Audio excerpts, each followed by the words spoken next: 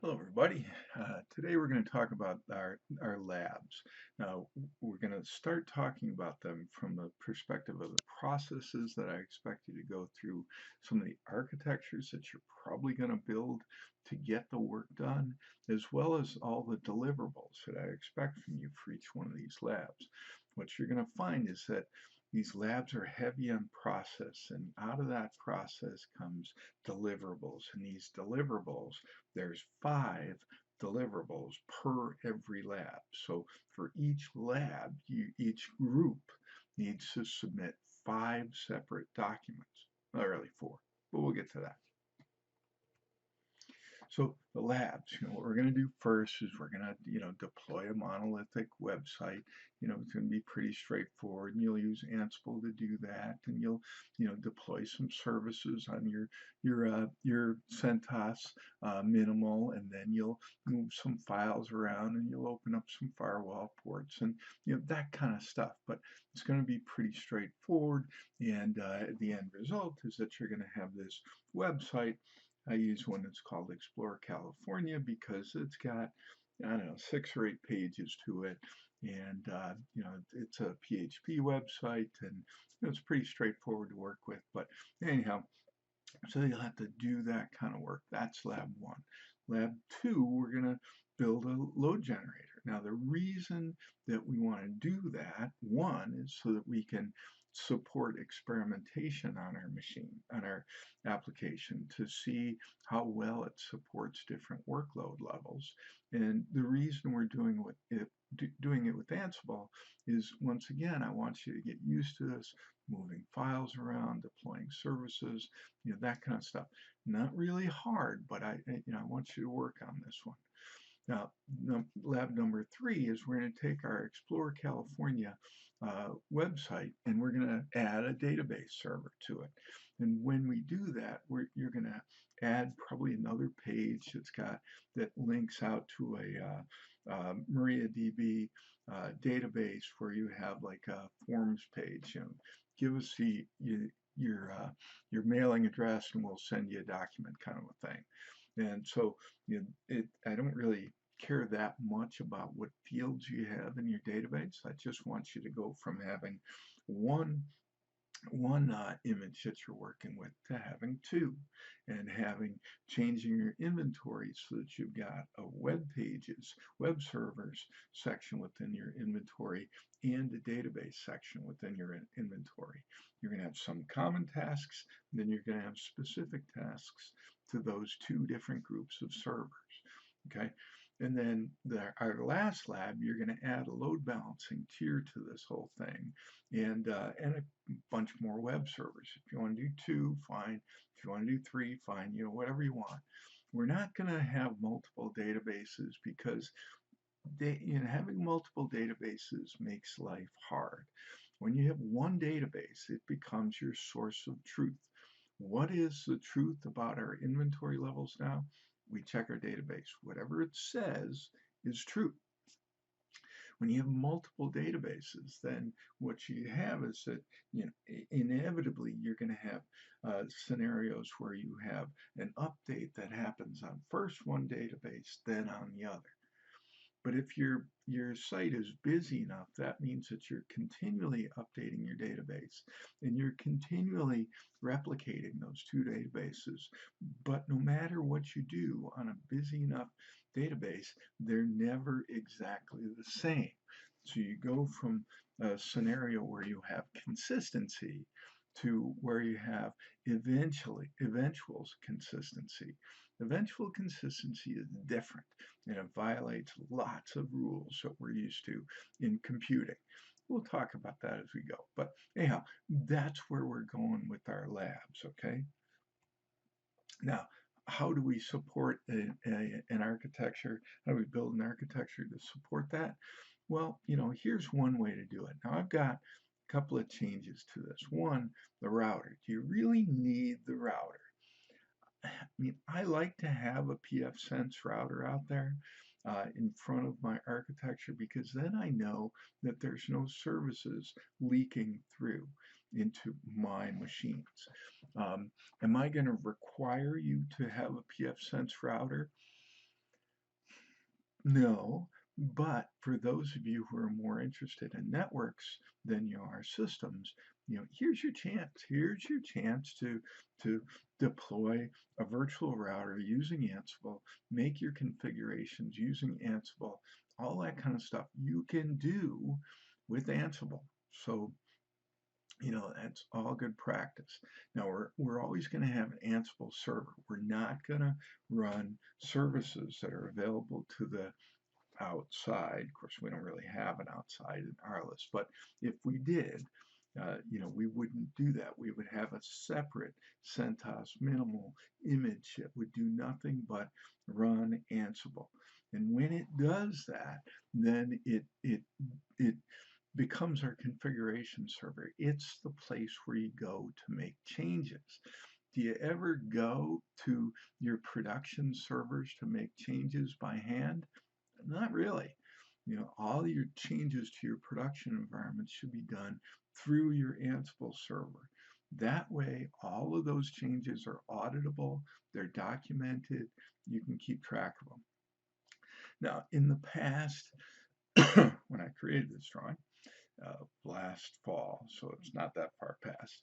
I used to call the first lab create a golden image. And what you were supposed to do was to take our CentOS minimal and strip everything out and that wasn't necessary, and then use that as the basis. Well, you know what? It just got kind of kludgy when it comes to working with RLS. So if you guys just start with a CentOS minimal and then make your changes to that. That's probably a better way to do it. So we're not going to try and have a separate golden image machine out there. We're going to, do things that make sense for our private cloud. Well, you know what? That's not so bad. Everybody's got private clouds, and everybody's private cloud is a little kludgy, and you have to get used to what works in your environment. That's what we've got here. So as much as I'd say, let's burn up RLS and have something that's, as standard as they come. Well, you know what?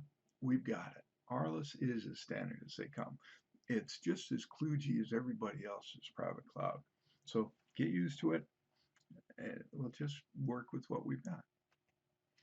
So eventually, we're going to start adding machines to this. Now, by the end of this class, by the end of the labs for this class, not by the end of your project is probably going to make things more complicated.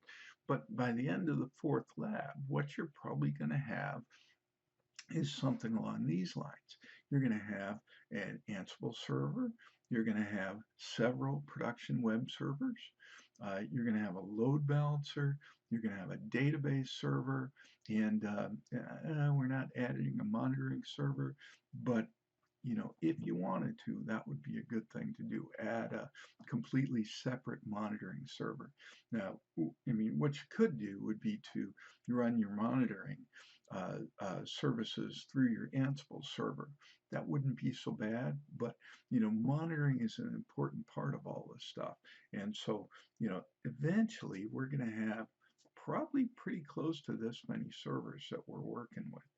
And once again, I've got this golden image thing down there, but what we're going to rename that is CentOS minimal, okay? Now, what we should have is we should have a production and test network. We don't really have that. And I haven't, I haven't made you build that. Now, if you had a production and test network, how many more instances would that add to your lab architecture? Well, probably only those two on the bottom. You're not going to have as many test web servers as you have production web servers. You're going to need a test database that's going to be a replica of your production database. But so the goal with that test database is to make it as close to production as possible. and which probably means that you would periodically take snapshots of your production database server, rename those your test database, and use that in your for your test scenarios. But anyhow, so you would at least have this much, if not more. This stuff gets complicated, and it gets complicated pretty quickly. This is what we need just for our little environment. Imagine if you had a real environment with real services happening. So that's our architecture. Now let's think about the process as well as the deliverables that you're going to have to come up with for every one of these labs. Now, each lab starts with a project plan. And planning, I said the first beginning of the class was going to be really important. Well, it's so important that I want each lab, the moment you finish the last lab, you should start planning for the next lab. And the way that you do that planning is to put together a document that everyone in your group agrees to as this is how we're going to do it. This is what needs to be done, and this is how we're going to do it. And that starts out with an architecture. Well, it starts out with a goal, which is to articulate the plan for how you will accomplish the lab. Now, so the questions you need to answer is what needs to be done, how are we going to do it, and what's going to be done by what date. It's really important that everybody agrees to their parts of the lab being done, and you're going to have dependencies where Jenny is waiting on the work of Larry, and until Larry's done, Jenny can't get started. That's a dependency, and there's always dependencies, and you need to figure out what those dependencies are so that you can get your labs done without trying to get everybody together the night before it's due and hammer it out as best you can. This shouldn't be a real worm burner. It should be something where you can get to sleep at night, not stay up really late, know what work you need to do and when it needs to be done, and just work your way through it. Shouldn't be that hard.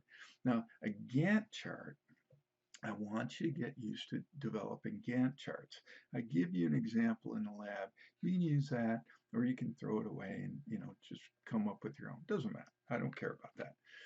But what I want you to do, what I want you to do with that Gantt chart is to say, what are the process? What are the steps we need to take? And where are the dependencies in those steps so that we can plan to get this thing done on time. And on time, if I were you, I'd want to get it all done day or two before it's due. That way, you got lots of time. You're free as a bird. Life goes on. You can go have some fun, not have to worry much about it. But your Gantt chart helps you to know when you're on top in the process of getting things done and when you're not. Okay. Now you're going to have to build an architecture, and I'd like for you. I use Visio. If you want to use Visio, great. It's a free download for you as an RIT student. If you want to use something, let's see, where's some of the other ones? There's one .io. I can't remember. But if you want to use a different drawing tool, that's fine. What I don't want is Excel. I want you to use a real drawing tool because this is important. You need to learn how to build busy network diagrams that show the connections between servers. That's really important. Just like project planning should be part of your everyday thing, Visio diagrams or a network diagram should also be part of your everyday thing. It helps immeasurably in your ability to communicate among your group. When you're doing all the work yourself, you can kind of remember what the names of servers are, what the IP addresses are, all that kind of stuff. But as soon as you have two people, it becomes twice as hard. You got six. So it's going to be a lot harder for you to share that basic information. And, if somebody thinks that it's called, web server one, and somebody else thinks it's one web server, then, that whoever's mistaken, you're going to add hours onto their work and frustration levels and everything, because there's nothing worse than nothing working only because you're using the wrong host name.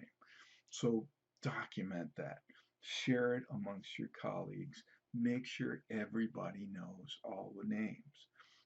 Now that's going to mean coming up with names before you deploy the instances, okay? Because that's how we plan, that's how we work together. So in your network diagram for each host, I want to see host names. I want to see any group identifiers that you need. I want to know if it's production, test, infrastructure, whatever you want to call it. And I leave that up to you. I want to know what role this machine has, what special services are deployed there, whatever you need to do to share information to your other colleagues. And most importantly, you need to know your IP addresses and special services deployed on the machine, whatever it is, any open ports that you have there, all that stuff needs to be documented.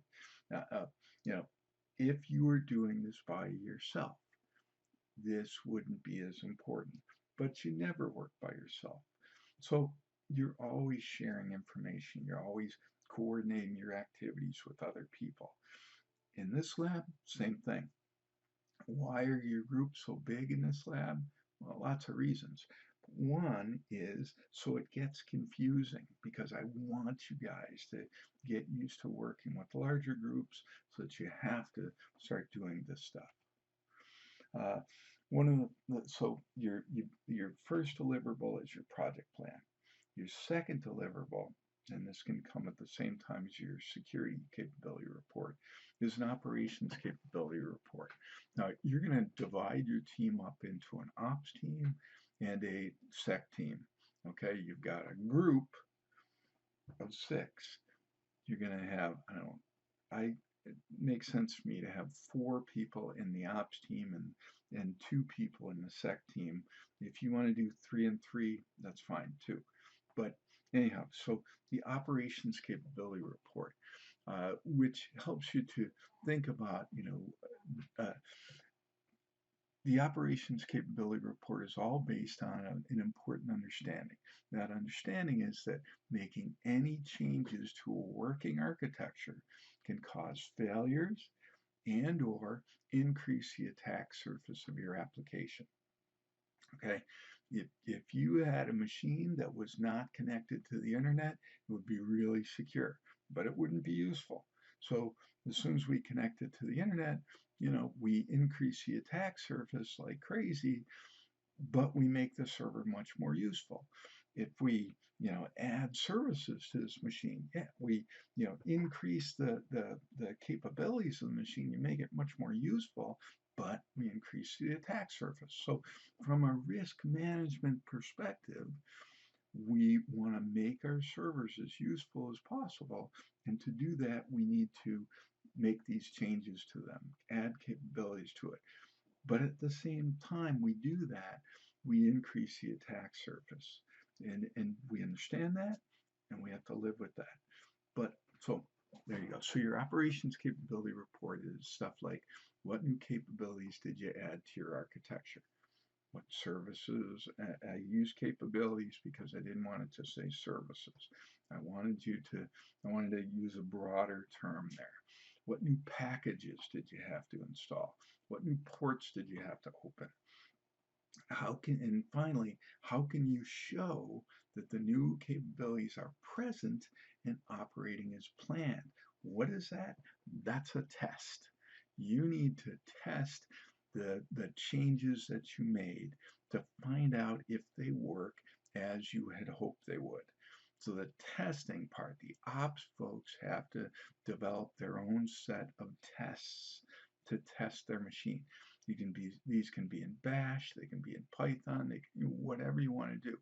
We don't have time to do a full, automated testing suite, but we can still come up with the tests and, run them and see how they work. So that's for your operations folks. This is what you guys need to do in the ops team. Your sec team has work to do also. Uh, what new capabilities are required of your architecture to support the new things that need to do? What risk management issues are added by deploying these new services? If we're deploying a web server, what risk management issues are involved with having web servers available on your network? When you're deploying a database server, what new risk management issues come from having a database server? If you don't have a database server, you don't have to worry about securing a database server. But as soon as you do have a database server, you add capabilities to your website. You can get in touch with users and send them stuff and thereby make more money. But you increase the attack surface on your environment because now you got a web server to worry about. So how does that all fit? And then how can you test to make sure that only acceptable risks are present? If you add a database server, you know that you're adding more risks and you're fine with that. But what you don't want to do is to, leave some extra stuff out there that's not acceptable, that exposes you to more attacks than you had planned for. So how do you test to make sure that those risks are not present? What can you do? You need to test to see what ports are actually open. If the ops team installed some new package that was just kind of a service thing that, they kind of makes their life easier or whatever, that's fine. But when they did that, did they have to open up any extra ports that, now you sec team feels like, no way. Now, once again, how do you do this testing? Bash is great. Python's great. Whatever language you want to use is fine. But you're going to have to do some testing in here. So the sec team and the ops team are potentially at loggerheads. Ops team is going to say, hey, we had to do this. The sec team says, we're not comfortable with you doing that. And so you're going to have to find a way to work together to resolve those issues. We'll talk more about it with the individual labs. And then the last deliverable for each one of your labs is a post-lab reflection report, okay? While you were working on your lab. So this is about process. It's about how can we do things better on the next lab. You've got 6 people here. You need to get together and decide what worked, what didn't work, how can we do better? So how will you do a better job on the next lab? What, did your group function well? Was somebody unavailable? Did somebody not meet their time to have their work done, and that caused everybody else to have to work all night the night before?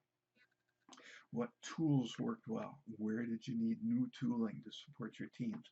All those things go into a post-lab reflection. If you think your testing scenario using Bash, using Python is just too kludgy and isn't good enough, put it in your post-lab reflection report. Say it every time, at every lab. I'm not going to get you a testing tool, but if you think that's a problem, I'm not going to get mad at you. Put it in there every time. Okay, so those are the deliverables for your lab. And then, of course, once you turn in your post-lab reflection report, you're going to immediately start planning for the next lab. So we've only got 4 labs. This isn't going to be that hard. You're going to, have to do a little bit of planning and figure out how people are going to work together in these things. It's not that bad. But I'll do recordings for each one of the labs. We'll talk about the specifics of how all this stuff applies to each one of the labs. So take care, everybody. I'll talk to you later. Bye-bye.